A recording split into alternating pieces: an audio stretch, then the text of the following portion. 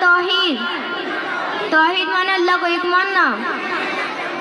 لا الہ الا اللہ وحدہ لا شریک لہ لہ الملک ولہ الحمد یحیی ویمیت وہو حی لا یموت ابدا ابدا ذو الجلال والاکرام بید الخیر وہو علی کل شیء قدیر.